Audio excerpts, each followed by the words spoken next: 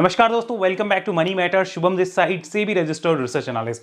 IT stocks को लेके मैं लगातार आपके सामने एक सीरीज ला रहा हूं वीडियोस की कि जो आईटी स्टॉक्स बेस बना रहे हैं या फिर एक नए ट्रेंड के लिए तैयार हो सकते हैं, हमें उनको अपनी वॉच लिस्ट में लेना है। तो इसी सीरीज में आज बात करने वाले हैं one of the favourite of retailers, Birlasoft, जिसने पास्ट में काफी अच्छे लोगों को मौके भी दिए थे और काफी अच्छा उनको रिटर्न भी बना के दिया था। मैं कुछ एक आपको पहले दिखाना चाहता हूं। As you can see, these are my 2-3 years old videos, जहां पे मैं बात कर रहा हूं कि बिरलासॉफ्ट क्या हो सकता है क्या नहीं। बाकी थंबनेल आप देख ही सकते हो। अब ये वीडियोस अवेलेबल नहीं है बिकॉज ऑफ यूट्यूब पॉलिसीज, वो चेंज हो चुकी है। जहां पे हमने बात भी करी है कि शायद 600 रुपए के आसपास भी जा सकता है। उसका अगर आप डेट देखना चाहें तो आप डेट देखिए वीडियो का, और उसके अकॉर्डिंग अगर आप प्राइस पीछे देख सकते हैं तो आप चेक करिएगा। तो ये बिरलासॉफ्ट के ऊपर हमारा पास्ट एनालिसिस था। अभी की डेट में बिरलासॉफ्ट जो है उस जोन पे है जहां पे लगभग 2020-21 में ही ट्रेड कर रहा था।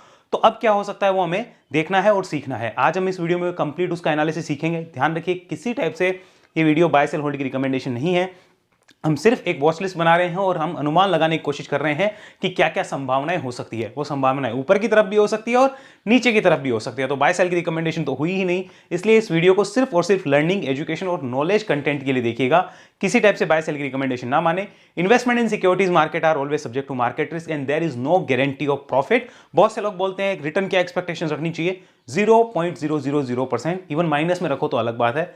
रिटर्न की एक्सपेक्टेशंस इस मार्केट में अगर रखकर आप सोच रहे हो कि गारंटी है, कोई गारंटी नहीं होती है। ये सेबी कहती है, मैं नहीं कहता हूं। आइए यहां पे आईटी स्टॉक है बिरलासॉफ्ट, जो कि करती क्या है मैं बिजनेस समझा देता हूं। Software development and IT solution provide करता है। किनको, वो आगे बात करेंगे। सीके बिरला ग्रुप की कंपनी है। अब एक इंटरेस्टिंग डाटा देखो, यहां पे आपको दिखाता हूं। ये वाला चीज समझना आप, ये जो काम करती है वो किसके लिए करती है भाई। ये जो बिजनेस डेवलपमेंट या काम कर रही है उसके क्या क्या वर्टिकल्स हैं। तो उसमें देखो, बीएफएसआई जो है, banking, financial services and insurance companies, उनको ये सॉफ्टवेयर बना के देना, उसको मेंटेन करना, या फिर आप कह लो उसके सॉल्यूशन, आईटी सॉल्यूशन प्रोवाइड करना।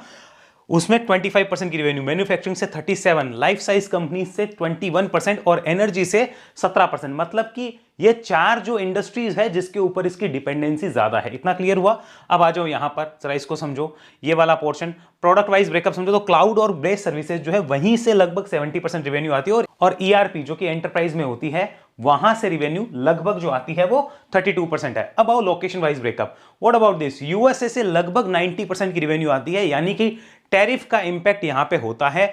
यूएस और इंडिया के रिलेशन का यहां इंपैक्ट होता है। अब कोई कहे कि यार टैरिफ लगेगा नहीं लगेगा, उतना इन डेप्थ मत जाओ, वो छोड़ो चीज। यूएस इंडिया के रिलेशंस खराब है, यूएस जो है इंडियन कंपनीज को सपोर्ट नहीं कर रहा, तो सब कंपनीज के बिजनेस में इंपैक्ट आएगा ही आएगा और वो चीजें खराब होगी ही होगी। अब एक अच्छी चीज क्या कि 50% टैरिफ यूएस ने इंडिया पे लगा रखा है। अब मैं कह रहा हूं 250 और लगा दे, कोई फर्क नहीं पड़ने वाला। एक लेवल के बाद में कोई उसका रिलेवेंस नहीं है।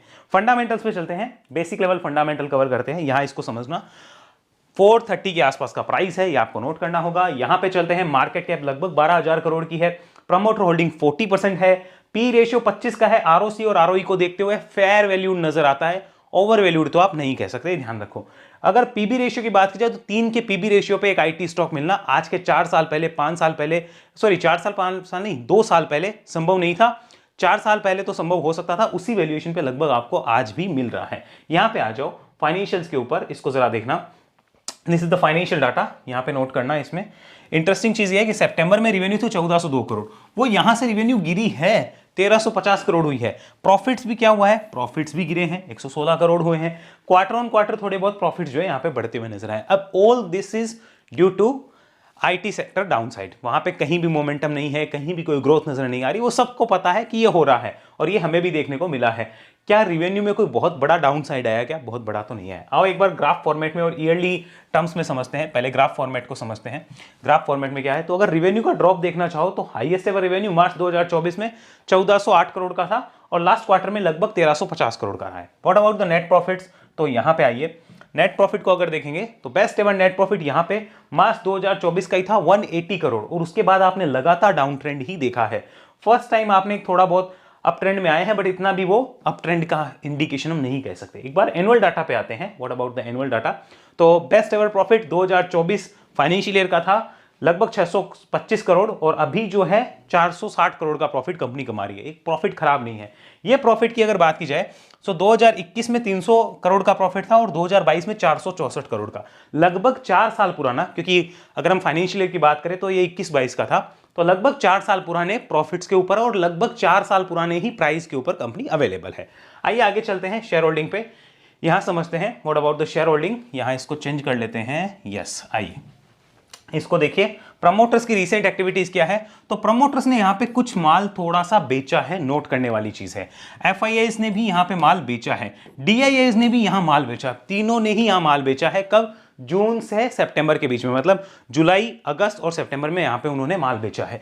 अब आओ जरा पब्लिक ने लिया है और अदर्स ने लिया है। लगभग 4,50,000 लोग इसमें इंटरेस्टेड हैं। अब क्या इन्होंने बेचा है इसका मतलब company whole of the negative हो गई क्या? ऐसा भी आप नहीं कह सकते, तीनों लेते हैं तब भी पॉजिटिव नहीं होती। प्राइस एक्शन को हमें समझना होगा और उन चीजों को देखना होगा। एक बार एक काम करते हैं, मैं ईयरली डाटा लगाता हूं, यहां इसको समझना। हम पीछे चलेंगे थोड़ा सा, यहां पर ईयरली डाटा नहीं, यहीं पे समझो आप, यहां आओ। तो अगर आप लास्ट देखोगे ना 2021 वाली, ये देखो 2022 में प्रमोटर्स के पास 40.40% शेयर थे, फिर वो बेचे 40.32 हुए। यहां पे देखो लगातार प्रमोटर्स ने कब बेचे थे, वो देखो जून के अंदर बेचे, मार्च 2021 से जून में बेचे, जून से सितंबर में बेचे, सितंबर से दिसंबर में बेचे, दिसंबर से मार्च में बेचे। लगातार वो बेचते गए, कब तक? जून 2022 तक। फिर सितंबर में उन्होंने 1% से ऊपर की होल्डिंग बढ़ाई। ये आपको देखना होगा, ये नोट करना होगा, ये चीजों को समझो। उसके बाद में अगर आप नोट करो तो तब तक काफी अच्छा मूव मार्केट बिरलासॉफ्ट को दे चुका था। चार्ट पे जाके देख लेना। सो प्रमोटर्स ने बाय किया है तो इसका मतलब ये नहीं हम ब्लाइंड बाय करें, प्रमोटर्स सेल कर रहे हैं तो इसका मतलब ये नहीं हम ब्लाइंड सेल करें। हमें प्राइस एक्शन को नोट करना होगा, हमें ये भी चीजें नोट करनी और उसको भी नोट करना है। आगे चलो, फिर देखो बिरलासॉफ्ट और भी ऊपर गया था, फिर देखो वापस क्या हो रहा था। ये तो लगातार बेच ही रहे थे धीरे धीरे, लेकिन ये 40 के आसपास आते ही वापस से इसको उठाना शुरू कर देते हैं। ये भी हमें नोट करना होगा। सो दिसंबर क्वार्टर में जो आउट होंगे, यानी जनवरी फर्स्ट वीक तक या जनवरी लास्ट तक हमें डाटा मिल जाएगा कि इन्होंने माल लिया है नहीं लिया है, कंप्लीट इंफॉर्मेशन वहां आ जाएगी। बात की जाए एफआईआईज की तो वो 11 से 12% कांस्टेंट है। बात करें डीआईआईज की तो डीआईआईज ने पिछले एक साल में यहाँ पे 3% से होल्डिंग कम करी है और लगातार वो कम कर रहे हैं, नोट करने वाली बात। अब आइए जरा प्राइस एक्शन पे, यहां नोट करिए। मार्केट में सबसे बड़ा पैसा मोमेंटम ट्रेडिंग में ही बनता है, लेकिन ज्यादातर ट्रेडर्स मोमेंटम आने के बाद एंट्री करते हैं और लॉस कर देते हैं, क्योंकि उन्हें पता ही नहीं होता है मोमेंटम कब स्टार्ट होगा, ट्रेंड कब स्ट्रांग होगा और कब वो ट्रेंड जो है खत्म हो जाएगा। हाय दोस्तों, मैं हूं शुभम अग्रवाल। पिछले 12 साल से स्टॉक मार्केट में ट्रेडिंग कर रहा हूं और अपने इसी एक्सपीरियंस को यूज करके मैंने बनाया है स्विंग एंड मोमेंटम बेस्ड एक ट्रेडिंग कोर्स, जिसमें आप सीखोगे price action and wave formation का क्लियर फॉर्मूला, मोमेंटम को आइडेंटिफाई करना और एंट्री का प्रॉपर प्लान, साथ में हाई प्रोबेबिलिटी स्विंग एंट्रीज और प्रैक्टिकल स्टॉक एग्जांपल्स। दोस्तों, ट्रेडिंग का रियल एज गैस वर्क करने में नहीं है, मोमेंटम कैप्चर करने में है। तो आज ही इस कोर्स में एनरोल करो और मोमेंटम पकड़ना सीखो। खाली डाटा देख के डिसीजन नहीं होगा, प्राइस एक्शन को नोट करना ही पड़ेगा। यहां पे आते हैं, सबसे पहले प्राइस एक्शन को नोट करिए। मंथली चार्ट पे चलेंगे और यहां मैं आपके सामने लगाऊंगा ये वाला डाटा। पहले तो आप ये डाटा देख लीजिए, लास्ट जो फॉल थी, अभी की जो फॉल है वो 62% हो चुकी है और उसके बाद में एक बेस बन रहा है, इतना आपको नजर आ रहा होगा। पिछली जो फॉल थी वो लगभग 57% थी, उसमें भी एक ऐसा ही देखो यहाँ पे डबल ट्रिपल बॉटम बना, बेस बना, फिर ऊपर आया। अभी भी यहाँ डबल बॉटम बना है, हालांकि ट्रिपल नहीं बना है, डबल बना है, तो ये हमें नोट करना होगा। उस टाइम भी लगभग 57% फॉल थी। उससे पहले कोविड के अंदर जो है वो पिछले हाई से 73% तक करेक्शन किया था, ये नोट करना होगा। फिर इसने एक जर्नी स्टार्ट करी। आइए आगे चलते हैं। उससे पहले 63, उससे पहले 35 और उससे पहले 90%। ये तो 2008 वाली बात है, तो बहुत पुरानी हो गई, लेकिन ये नोट कर लीजिए कि 50-60% जनरली गिरा है स्टॉक। ये तो हमें नोट किया है और ये हमें ध्यान भी रखना होगा। तो 50 से 60% का करेक्शन तो नॉर्मली इसने दिखाया ही दिखाया है, ये नोट करना होगा। अब आ जाइए यहां पर अभी की डेट में। अभी की डेट में अगर आप देखें तो पिछले यहां पर मार्च 2025 से, यानी कि लगभग 10 महीने हो गए हैं, 9-10 महीने, मार्च 2025 से इस लेवल के नीचे कंसोलिडेशन हो रहा है। 1 2 3 4 5 6 7 8 9 10, ये 10 महीने हो जाएंगे पूरे, और यहां पे एक कंसोलिडेशन हो रहा है। अब यहां पे जरा चलो पीछे, ये वाला जो यहां पे एक पीरियड था, अगर मैं इसकी बात करूं तो ये भी लगभग 10 महीने का एक कंसोलिडेशन पीरियड था। यहां मैं दिखाना चाहूंगा आपको, मैं ये नहीं कह रहा हूं पास्ट में जो हुआ है वो अभी होगा, इसी टाइप का एक कंसोलिडेशन पीरियड था। उसके ऊपर जब निकला तो फिर एक अच्छा यहां पे मोमेंटम देखने को मिला। क्या ऐसा मोमेंटम अब भी आ सकता है? वो सिचुएशन अलग थी, ये सिचुएशन अलग है, दोनों अलग अलग सिचुएशंस होती है। लेकिन अप ट्रेंड आ सकता है क्या? तो उसका आंसर होगा पॉसिबिलिटीज उसकी हाई हो सकती है अप ट्रेंड की। कब हो सकती है? After breakout. So we can see कि यहां पे इस जोन के ऊपर अगर ये निकले तो एक बार बुल्स जो है वो रिव्यू करेंगे। हम ये नहीं कह रहे हैं कि आप जो है इसको बाय सेल करो, बिल्कुल नहीं। सिर्फ और सिर्फ बुल्स रिव्यू करेंगे, तो आपको करना है या नहीं करना है, you have to decide that. आइए यहां चलते हैं आगे। Weekly chart, what about this. अब वीकली पे अगर कंसोलिडेशन आप खुद ही देख लो, गिरावट आई, इसमें समझना एक चीज को, इंटरेस्टिंग डाटा है। यहां देखो गिरावट आ रही थी ऊपर, ये बेयर्स ने अटैक किया, बुल्स ने वापसी करी, फिर बेयर्स ने अटैक किया, फिर बुल्स ने वापसी करी, लेकिन बुल्स जो है इसके प्रीवियस हाई के ऊपर इसको नहीं ले जा पाए।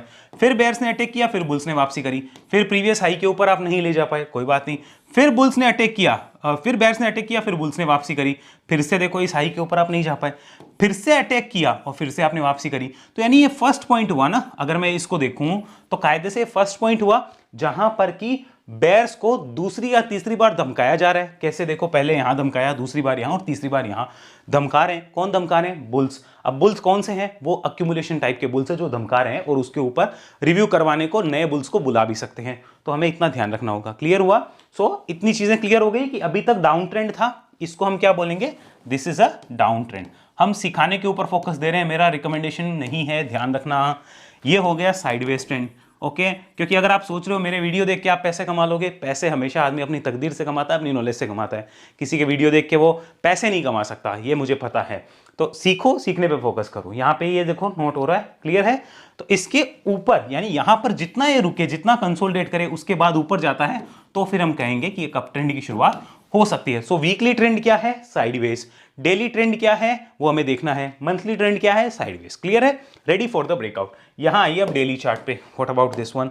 और यहां पे अब एक इंटरेस्टिंग चीज नोट करो, this is long term moving average line. देखो इसके ऊपर पहली बार आया है, कब से? ये नोट करना, यहां पर ये लास्ट टाइम इसके ऊपर यहां ट्रेड किया था सितंबर 24 में, उसके बाद पहली बार यहां दिसंबर में आया है। ये देखो, ये दिख गया, पहली बार आया। आने के बाद पिछले 5-7-10 दिन से रुक भी रहा है, वो भी अच्छी बात है। तो अगर इसको काटा जाता है तो मैं कह रहा हूं रिव्यू करने में क्या जा रहा है, लगभग 445-50 के आसपास का जोन होगा कोई रेजिस्टेंस। उसको काटा जाए तो रिव्यू करके देखने में मेरे हिसाब से कोई हर्ज नहीं है, रिव्यू किया जा सकता है। मैं तो बाय सेल के लिए बिल्कुल नहीं बोलूंगा, वो अपने अपने रिस्क पे है, अपने अपने इंडिविजुअल कैपेबिलिटीज पे है। लेकिन हाँ, एक चीज कंफर्म हो जाएगी इसके ऊपर कि लॉन्ग टर्म का सपोर्ट बुल्स ने ये ले लिया है फिर। ओके, ऐसा लगता है कि लॉन्ग टर्म का सपोर्ट फिर ये ले लिया है अगर इसके ऊपर सस्टेन कर जाता है। लेकिन मैं नहीं चाहता सस्टेन करे। अब आप बोलोगे ऐसा क्यों? मैं चाहता हूं आप यहां पे 2-4 हफ्ते और निकाल दो, यहां पर ऐसे करके, फिर आप निकलो ना तो एक सस्टेनेबल लॉन्ग टर्म मूव बनेगा। अगर आप यहीं से निकलोगे तो सस्टेनेबल लॉन्ग टर्म मूव बनने की संभावना कम है। वो छोटा मोटा मूव यहां जाके यहां जाके यहां जाके पॉज हो जाएगा और फिर वो वापस एक बड़ा झटका दे सकता है। तो वो मुझे डर है। अब मैं क्यों बोल रहा हूं, वो लोग समझ सकते हैं जिनको मार्केट में एक्सपीरियंस है, वो नहीं समझ पाएंगे जो अभी अभी नए आए हैं मार्केट में। वो सोचेंगे आप क्या बोल रहे हो, हमारे समझ ही नहीं आ रहा। So it's part of the game, आपको भी समझ आएगा धीरे धीरे। क्लियर है इतना? आओ यहां चलते हैं, वॉल्यूम को देख लेते हैं एक बार। सो वी कैन सी यहां पे अच्छे खासे वॉल्यूम बिल्डअप और जनरेशन हुआ है वॉल्यूम का। यहां अच्छा वॉल्यूम जनरेशन हुआ है जो हमें नोट करना होगा। लास्ट टाइम जब ये यहां पर था, अब इसको नोट करो, ये भी लॉन्ग टर्म मूविंग एवरेज के नीचे था, इसके ऊपर आया, सस्टेन किया, काफी टाइम रुका, महीने 2 महीने, फिर एक लंबा ट्रेंड बना। यहां पर भी अगर आप वॉल्यूम को देखोगे तो इसी टाइप के सिमिलर वॉल्यूम्स आपको यहां पे नजर आ रहे हैं, उसी टाइप की चीजें यहां पे होती हुई नजर आ रही है। सो एक बार देखा जा सकता है, रिव्यू किया जा सकता है। ये जैसे बना है, क्या एक की बार ऐसा बनेगा? मैं तो नहीं कह रहा, कोई गारंटी नहीं है। हाँ, एक ट्रेंड बन सकता है, उसको हमें नोट करना चाहिए, देखना चाहिए और समझना चाहिए कि क्या हो सकता है। सो अभी की डेट में ये क्या है, इतना हमें समझ आया यहां पे कि ये भी साइडवेज से अप ट्रेंड में शिफ्ट होना चाह रहा है, साइडवेज टू बुलिश ट्रेंड हो सकता है। अब बुलिश हो जाएगा तो शॉर्ट टर्म और लॉन्ग टर्म 2 सपोर्ट होंगे। शॉर्ट टर्म का सपोर्ट मैं यहां पे लगा देता हूं, this will act as the short term support, यहां पे लगा देता हूं ये वाला। ओके, ये लगभग ये वाला प्राइस जो है, ये जो बॉटम लाइन है, this will act as the short term support after this breakout. और ये जो नीचे लेवल बने हैं ना, चलो इस पे अब शिफ्ट कर लेते हैं। यहाँ पे ये सबसे नीचे वाला, ये एक लॉन्ग टर्म का इंपॉर्टेंट सपोर्ट हो जाएगा। अब देखो बुल्स क्या मान के चल रहे होंगे, ये हमें नोट करना है। वीकली पे चलते हैं, यहाँ ये बुल्स ये मान के चलेंगे आफ्टर ब्रेकआउट, या अभी भी मान के चल रहे हैं कि आईटी में जो बुरे से बुरा होना है हो गया, ज्यादा से ज्यादा यहां और क्या बुरा होगा, अब वो ये सोच रहे हैं। तो उनको कोई बुरा पॉइंट मिल नहीं रहा होगा, जैसा कि मैं भी मानता हूं, एग्री करता हूं कि इससे बुरा होना मुश्किल है। हाँ, अगर ओवरऑल मार्केट में क्रैश आ जाए, फाइनेंशियल स्कैम हो जाए, तब तो कहानी ही अलग है, तब तो हम बात ही नहीं कर रहे। पर्टिकुलर आईटी में इससे बुरा होना मुश्किल लगता है, बाकी कुछ भी हो सकता है, ये भी ध्यान रखना, लेकिन बहुत मुश्किल है। 95% चांस ये है कि यहां आईटी में इससे बुरा होने की संभावनाएं कम है। सो सारे आईटी बिजनेसेस जो कि डाउन ट्रेंड से साइडवेज हो गए और साइडवेज से बुलिश होने की तैयारी कर रहे हैं, उनमें बुल्स को देखना चाहिए। मुझे खाली कंसर्न बिरलासॉफ्ट में एक ही चीज का है कि आपने प्रॉपर कंसोलिडेशन उतना बड़ा नहीं किया। यहां पे 2-4 हफ्ते 5 हफ्ते और निकल जाए या 7-8 हफ्ते निकाल दो तो कहना ही क्या। ये बहुत अच्छे इंडिकेशन होंगे। लेकिन ठीक है, अभी भी ऐसा नहीं कि खराब है, एक अप ट्रेंड की जो संभावनाएं हैं वो ब्रेकआउट के बाद बुल्स जो है रिव्यू करते हुए नजर आएंगे। लेकिन ध्यान रखना, अगेन रिमाइंडिंग, कोई रिकमेंडेशन नहीं है और मुझे बार बार बोलना पड़ेगा, अदरवाइज ये वीडियो डिलीट हो जाएगा।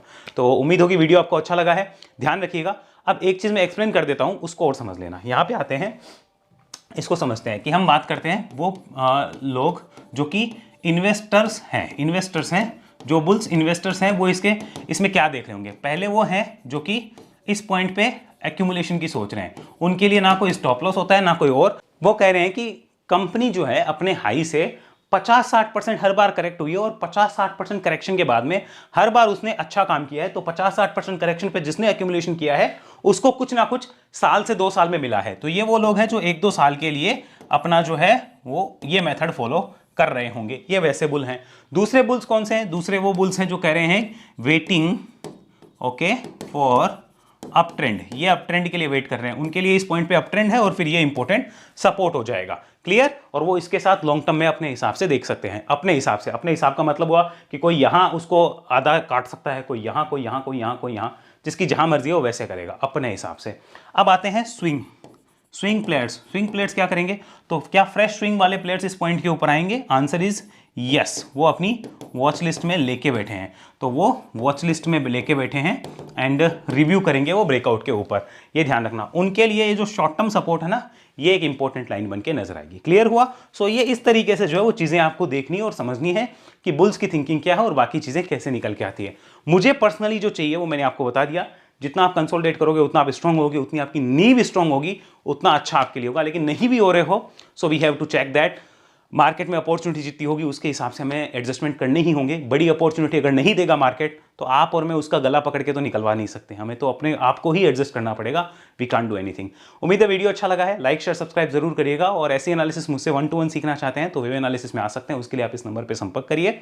और अगर आप हमारा वेव एनालिसिस जो 1-to-1 ट्रेनिंग प्रोग्राम है, अगर आपको कॉस्टली लगता है 44,000 का, अगर आप वो नहीं लेना चाहते और मेरी कुछ स्ट्रेटेजी सीखना चाहते हैं, तो उनकी रिकॉर्डिंग्स चल रही है। एक रिकॉर्डिंग मैंने अपसर्ज के साथ भी अभी करी है, उसका लिंक मैंने डिस्क्रिप्शन में नीचे दिया हुआ है, अगर आप चाहें तो उसको देख सकते हैं, बाकी आपकी इच्छा है। और हमारी सेबी रजिस्टर्ड सर्विसेज के लिए भी आप इस नंबर पे व्हाट्सअप कर सकते हैं। ध्यान रखिए, सिर्फ व्हाट्सअप मैसेज हम कम्युनिकेशन के लिए यूज करते हैं, या हमारा ईमेल।